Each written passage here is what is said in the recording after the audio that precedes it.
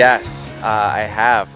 I went to my first one pretty recently, this past fall, in a basement at BC, and it was kind of a trip. I won't lie. It was kind of exactly what I expected. It was like one colored light bulb set up in one corner of the room, several holes in the wall, and then somebody's friend DJing in the corner. I was there for about 15 minutes and then I left. So to be fair, I probably didn't give it like the full like college try, but yes, cross that off the list in October of 2024.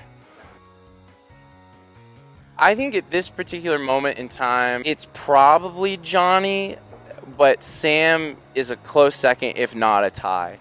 Johnny, here, plug. Johnny works at this brand Manresa, and Manresa? I say Manresa. Manresa. Johnny truly has always had great swag, but in the past like 6 months, like he's been on like swag overload. Johnny's the best dressed member of Anxious, but Sam is close second, if not a tie. So that's my answer. Grady's got a lot of really cool like 50s swag. He's got a lot of like weird shirts with like these nice flannel patterns, stuff like that.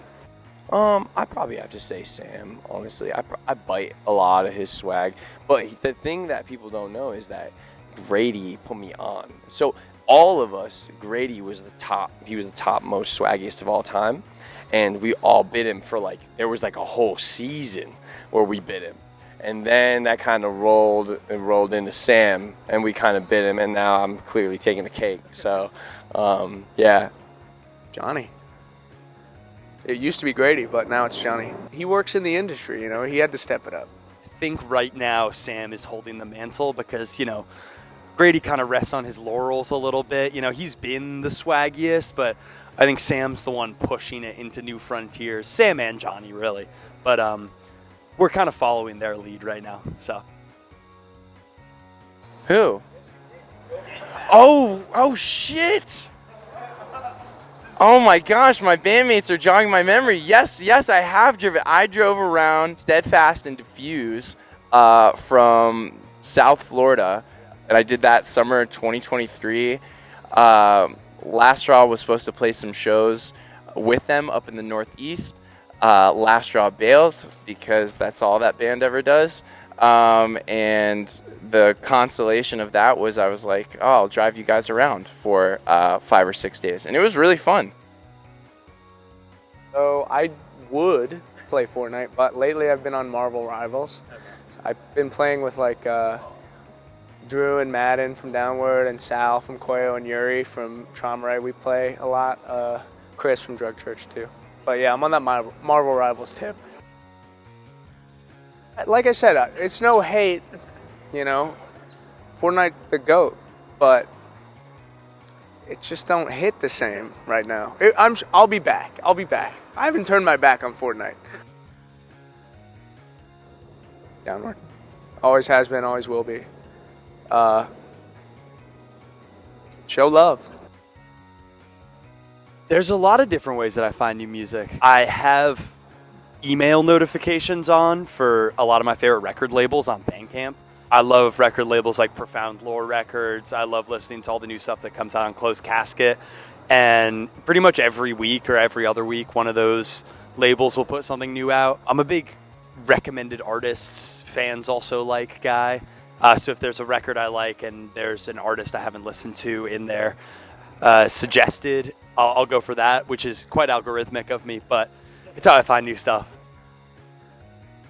Philadelphia is awesome because it's like one of the most chaotic cities I've been to. I like that it's cheap. Like I love New York, but like New York's just too expensive. Like I can't really identify with it at the moment because I don't got the funds to be living there. But in Philly, everyone kind of is involved in the same kind of stuff as me. Everyone's just trying to scrape by and do what they love. It's awesome. It's like hell on earth. Oh my God, that's crazy. So I started working at this evil breakfast sandwich corporation when I first moved to Philly. My first day we had Run for Cover, like promotional call where we were talking about like assets for the record and stuff, and I didn't realize that it was during my shift. So I'm getting a phone call, and I tell my new boss, I'm like, oh, I really have to use the bathroom. And I go into like this like little closet where they keep the mop, and I guess the toilet was there, and I just sat there for like 35 minutes. I came back and I was like, I'm so sorry, my mom called me, and they were like, oh, I thought you were having a problem in there. One time in particular, like I'm fishing and I'm popping this like big, 5-ounce lure, like in on top of the water, and I pop it once and I don't see it, and then through the blackness I just see this lure with 9 treble hooks just coming at me full speed, hits me right in the head, and it was pretty rough. I just thank God I got the hook out pretty easy. But there's a really awesome picture with me with blood all over my face, like in a wetsuit. But yeah, that was the only time I got like a little hairy. Captain Jack Creamer, dude, shout out. Captain Jack Creamer is my boss and employer. For a while when I was oystering in Connecticut, he put me on, and I made some quick cash. It was awesome. Okay, so one time we're driving in California hills. It's fucking beautiful. Again, another story with our friend Dorian, and we see, when you see a band on the highway, that you're looking at a band. So we pull up next, and we, obviously on our phones, or I think maybe it was actually a piece of paper, what band are you? And they write MJ Lenderman and put it on their phone or something so we could read it. And then we just drive past them, just straight mooning them the whole way. It was awesome. There's been a Last Straw record written since April of 2020 with 8 songs. I would love for it to come out. We've tried recording it. Once. We tried returning to the songs last year and all right, we're really going to make it happen. And after me and Sam and Johnny practiced 3 times, it just kind of faded away. I don't know. At some point, there's a part of me too, literally the whole record is fleshed out top to bottom, the parts, the lyrics and everything. And looking at a lot of the lyrics now, I don't know, a lot of them are really mean-spirited, and I just can't resonate with them at all. So it's a little bit hard to imagine recording the songs as is currently. But I would still, the songs are really great. And that's one of the it always feels very self-serving to say that, but I really do believe that the songs are really great. So I would like for it to come out. We'll see. Maybe it will, maybe it won't. Never. The Last Straw record is coming out, I would say, anywhere between late 2025 to early 2030, somewhere in those years. In 2023 we went on tour with Oso Oso. At some point, probably in my memory it's while driving through Texas, but I'm not sure. Our friend Dorian, who was traveling with us, got a rubber band gun, a wooden rubber band gun at a gas station. And we were somewhere on the side of the road taking a quick pee break, and Dorian was just whipping us with this rubber band gun.